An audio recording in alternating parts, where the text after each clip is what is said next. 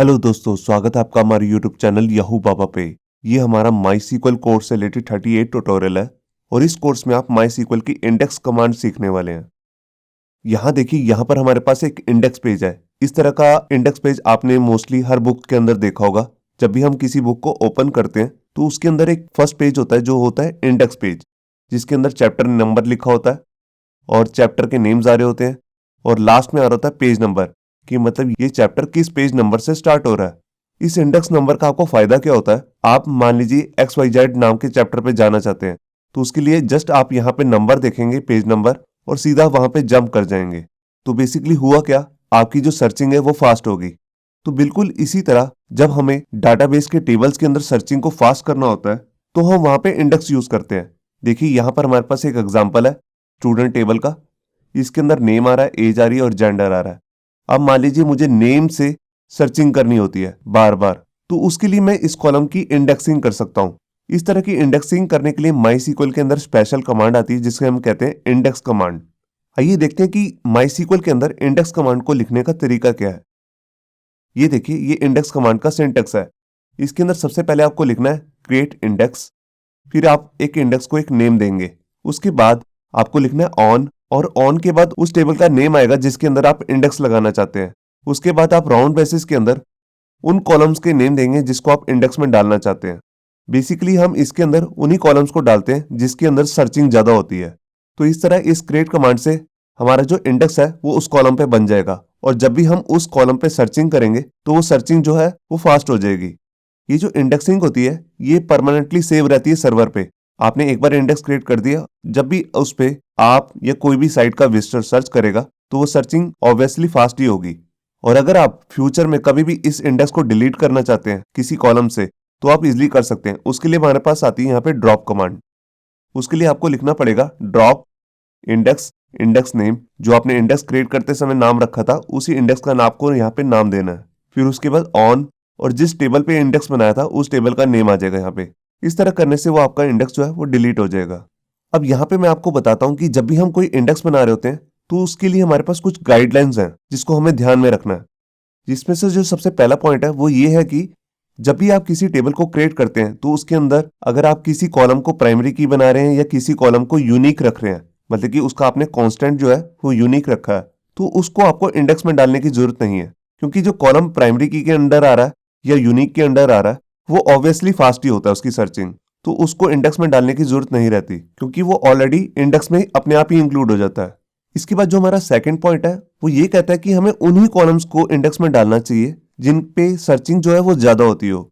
इसके बाद जो हमारा थर्ड पॉइंट है उसका मतलब है कि हमें बेसिकली जब भी हम इंडेक्स बनाते हैं तो हम इसको तभी बनाते हैं जब हमारे 3-4 टेबल्स के अंदर हमने ज्वाइन लगा के कुछ सर्चिंग करनी हो या कोई रिजल्ट शो करना हो यूजर को। क्योंकि जब भी हम ज्वाइंस लगाएंगे तो उसका डाटा जो है वो बहुत ज्यादा हो जाता है, तो जितना ज्यादा रिकॉर्ड होगा उसके अंदर सर्चिंग को अगर आपने फास्ट करना है तभी हम इंडेक्स को यूज करते हैं। इसका जो फोर्थ पॉइंट है वो ये कहता है कि हमें उन कॉलम्स को इंडेक्स में नहीं डालना चाहिए जिनमें बहुत सारी नल्स वैल्यू हो, क्योंकि इस तरह जो हमारा जो रिजल्ट होता है सर्चिंग का उस पर इफेक्ट पड़ता है। और यहाँ पे जो हमारे पास लास्ट पॉइंट है वो कहता है कि इंडेक्स को कभी भी स्मॉल टेबल्स पे नहीं इंप्लीमेंट करना चाहिए।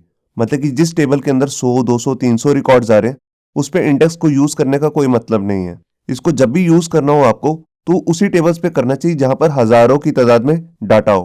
मतलब कि जितना ज्यादा डाटा होगा इंडेक्स का फायदा वहीं पर नजर आएगा आपको, क्योंकि जो छोटे टेबल्स होते हैं उनमें वैसे भी सर्चिंग फास्ट ही होती है। तो इंडेक्स का फायदा तभी है जब आप इसको बड़े टेबल्स पे यूज कर रहे हो। तो आइए शुरू करते हैं प्रैक्टिकल और देखते हैं कि इंडेक्स को हम कैसे यूज कर सकते हैं। तो यहां पर देखिए, माई के अंदर काम स्टार्ट करने के लिए सबसे पहला जो हमारा स्टेप है वो है कि हमें एग्जाम सर्वर को ऑन कर लेना है और उसके कंट्रोल पैनल को ओपन करके अपाची और माई को स्टार्ट कर लेना है। इसको स्टार्ट करने के बाद हम अपना सॉफ्टवेयर ओपन करेंगे माई वर्कबेंच। यहाँ देखिए, यहाँ पर मैंने अपना सॉफ्टवेयर ओपन कर लिया माई वर्कबेंच, और यहाँ पे हमारे सामने सीक्वल एडिटर ओपन है। अब यहाँ पे लेफ्ट में देखिए हमने एक डाटाबेस क्रिएट किया हुआ स्टूडेंट नाम से। इसके अंदर एक टेबल आ रहा है स्टूडेंट्स। मैं इसको आपको ओपन भी करके दिखाता हूँ। ये देखिए, इसके अंदर हमारे पास 7 रिकॉर्ड्स हैं, तो इसी पे हम इंडेक्स यूज करने वाले हैं। देखिए, यहाँ पर हमारे पास जो हम इंडेक्स बनाएंगे उसका बेस्ट रिजल्ट नहीं दिख पाएगा क्योंकि यहाँ पर सिर्फ रिकॉर्ड ही 7 है। इसका बेस्ट रिजल्ट आप तभी देख सकते हैं जब इसके अंदर लाखों की तादाद में डाटा हो। तो यहाँ पर तो सिर्फ 7 ही रिकॉर्ड्स है, फिर भी मैं आपको इस पे इंडेक्स कैसे लगाते हैं इसको यूज करना दिखा रहा हूं। तो देखिए सबसे पहले मैं यहाँ पर एक कमांड लिखता हूँ सर्चिंग के लिए और उन स्टूडेंट्स का नाम देखता हूँ जिनका जो बर्थ डेट है वो 1 जनवरी 1999 से ज्यादा है। तो देखिए उसके लिए मैं यहाँ पर गया और यहाँ पर मैं अपनी कमांड लिखता हूँ सेलेक्ट स्टार फ्रॉम टेबल का नेम जो कि है स्टूडेंट्स। उसके बाद मैं लगाऊंगा अपना वेयर क्लॉज वेयर और उसके बाद जो हमारा कॉलम है डेट ऑफ बर्थ का उसका नाम है डीओबी। आप यहाँ पे देख सकते हैं डीओबी है। मैं इसके लिए लिख रहा हूँ डीओबी ग्रेटर देन। अब यहाँ पे मैं अपनी डेट ले लेता हूँ। ये देखिए 1 जनवरी 1999। अब मैं इस कमांड को एग्जीक्यूट करता हूँ तो यहाँ पे देखिए ये हमारे सामने रिजल्ट आ चुका है और यहाँ पर आप देखेंगे राइट कॉर्नर में नीचे बॉटम पे यहाँ पे आपको दिखा रहा है ड्यूरेशन, मतलब कि इस कमांड को चलने में कितना टाइम लगा। यहाँ पे आप देख रहे हैं 0.016 सेकेंड। तो इतने सेकेंड्स लगे हैं इसे क्योंकि ये डाटा था बहुत कम। अगर ये लाखों में होता या हजारों में होता तो इसे थोड़ा ज्यादा टाइम लगता। और यहाँ पे मैं एक बात आपको और भी बता दूं, यहाँ पर मैंने जो डीओबी नाम का हमारा कॉलम है स्टूडेंट्स टेबल के अंदर इसको किसी इंडेक्स में नहीं डाला हुआ। अब मैं इसको इंडेक्स में डालता हूं और फिर देखूंगा टाइम कितना लगता है। तो उसके लिए मेरे को यहाँ पे क्या करना है, मैं यहाँ पर अपनी कमांड लूंगा जिसका नाम है क्रिएट इंडेक्स। उसके बाद मेरे को कोई इंडेक्स का नेम लेना है। तो देखिए उसका नाम मैं ले रहा हूँ स्टूड डीओबी। ये मैंने एक नेम ले लिया स्टूड डीओबी और उसके बाद मेरे को यहाँ पर ऑन लगाना है कि मैं किस टेबल पे देना चाहता हूँ इसे। तो देखिए इस टेबल का नाम है स्टूडेंट्स और उसके बाद मेरे को यहाँ पे राउंड ब्रेसेस के अंदर उसके कॉलम का नेम देना है। तो देखिए उसका नाम जो है वो है डीओबी। ये देखिए ये मेरी कमांड है। पहले मैंने लिखा क्रिएट इंडेक्स, फिर मैंने इंडेक्स को एक नाम दिया स्टड डीओबी ऑन टेबल का नेम, फिर उसके कॉलम का नेम जिसको मैं इंडेक्स में डालना चाहता हूँ। अब जब भी इसके बाद मैं डीओबी पे कोई भी सर्च करूंगा तो वो फास्ट होएगी। तो अभी मैं पहले से क्रिएट कर लेता हूँ। तो ये हमारी कमांड जो है सक्सेसफुली क्रिएट हो चुकी है। अब इसके बाद मैं ऊपर जाके ये हमारी जो ऊपर वाली कमांड है इसको दोबारा से रीरन करता हूं। तो यहां देखिए यहां पर अभी भी हमारे को नीचे बॉटम पे जो टाइमिंग दिखा रहा है वो दिखा रहा है 0.016 सेकेंड। पहले भी यही थी सबसे पहली वाली लाइन में और यहाँ पे थर्ड रो में भी यही है। मगर जब अब मैं इसे दोबारा से रीरन करूंगा तो ये फास्ट हो जाएगी। तो यहां देखिए सबसे नीचे आके यहाँ पे अब हमारे को दिखा रहा है जो ड्यूरेशन है वो है 0.000 सेकेंड्स। तो ये दिखा रहा है कि 0 सेकेंड के अंदर ही हमारी कमांड जो है वो ट्रिगर हो चुकी है। मगर एक्चुअल में इसे फिर भी कुछ सेकंड्स लगे हैं, मिली सेकेंड्स मतलब की। और जैसा कि मैंने आपको बताया है कि इसका एक्चुअल जो रिजल्ट है वो आप तभी देख सकते हैं जब हमारे पास कुछ ज्यादा डाटा हो, मतलब कि हजारों में या लाखों में। तो वहां पर आपको एक्चुअल में दिखेगा कि कितने सेकंड्स का फर्क पड़ा है। काफी सारा टाइम हमारा वहां पे बचता है इंडेक्स को यूज करने के बाद। तो यहाँ से आपको इतनी बात क्लियर होगी होगी कि इंडेक्स हम इसलिए ही बनाते हैं क्योंकि हम सर्चिंग को फास्ट कर सके। यहाँ पे मैं एक बात आपको और भी बताना चाहता हूँ कि जब भी हम इंडेक्स को क्रिएट कर रहे हैं तो यहाँ पर हम एक ही साथ कहीं कॉलम्स को भी डाल सकते हैं। जैसे कि यहाँ पर मैं कोमा डाल के एज लिख दूं तो इस तरह भी मैं कर सकता हूँ। तो अभी तो मैं ये नहीं कर रहा हूँ। अब इसके बाद मैं आपको दिखाता हूँ कि अगर आप देखना चाहते हैं कि किस टेबल पे कितने इंडेक्स लगा रखे हैं वो भी आप देख सकते हैं।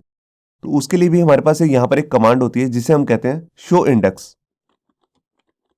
शो इंडेक्स लिखने के बाद आपको लिखना है फ्रॉम, फिर उसके बाद आ जाएगा हमारा टेबल का नेम जिसके अंदर हम सारे इंडेक्स को देखना चाहते हैं। तो देखिए हमारे टेबल का नाम है स्टूडेंट्स, उसको मैं कॉपी करके यहाँ लिख लेता हूँ और उसके बाद मैं सेमीकोलन लगाऊंगा। अब यहाँ पे मैंने एग्जीक्यूट किया कमांड को। तो देखिए यहाँ पर हमारे पास 2 रो निकल के आई हैं। ये 2 रो क्यों आई हैं? क्योंकि यहाँ पर एक कॉलम जो है वो है आईडी। यहाँ पे आप देख सकते हैं स्टूडेंट टेबल में एक कॉलम है आईडी। तो या तो मैंने इसे प्राइमरी की सेट किया होगा या इसको यूनिक रखा होगा। तो देखिए जैसे यहाँ पर हमारे पास एक आईडी आ रहा है तो जो भी प्राइमरी की या यूनिक कॉलम होते हैं वो ऑटोमेटिकली इंडेक्स में अपने आप आ जाते हैं। और उसके बाद जो हमने बनाया है यहाँ पे देखिए उसका इंडेक्स नेम दिखा रहा है आपको यहाँ पे स्टूड डीओबी। तो ये हमने क्रिएट किया है और ये भी स्टूडेंट टेबल से ही है। तो ये भी इसके अंदर हमने ऐड किया है एज ए इंडेक्स। मगर जो हमारा पहला कॉलम है आईडी वो ऑटोमेटिकली ऐड हो चुका है क्योंकि या तो वो प्राइमरी की है या फिर वो यूनिक की है। किसी टेबल के अंदर अगर हम इंडेक्स देखना चाहते हैं तो उसका एक और भी तरीका होता है माईसीक्वल वर्कबेंच के अंदर। देखिए उसके लिए आपको क्या करना है, यहाँ पे जैसे ही आप स्टूडेंट के ऊपर होवर करेंगे जो यहाँ पे हमारा टेबल नेम आ रहा है इसके अंदर जो फर्स्ट आइकन है यहाँ पे आई का उस पर आप क्लिक कीजिए और ये देखिए हमारे सामने एक पेज ओपन होगा। यहाँ पे जाएंगे, यहाँ पर थर्ड टैब है इंडेक्सेस। इसके अंदर देखिए यहाँ पर हमारे सामने 2 कॉलम्स को दिखा रहा है ये दोनों ही इंडेक्स में इंक्लूड हैं इस टेबल के। तो देखिए यहाँ पर आपके सामने जो पहला आईडी है उसके लिए यहाँ पे दिखा रहा है यूनिक में यस, क्योंकि ये यूनिक की थी तभी इसने यहाँ पर इसको ऐड कर लिया। और उसके बाद जो हमने दूसरा अपने आप इंडेक्स बनाया उसका नाम है स्टार्ट डीओबी, वो भी यहाँ पे दिखा रहा है, मगर ये कोई यूनिक की नहीं है तभी यहाँ पे नो दिखा रहा है। और ये किस कॉलम पे बना हुआ उसका नेम भी आपको यहाँ पे दिख रहा है।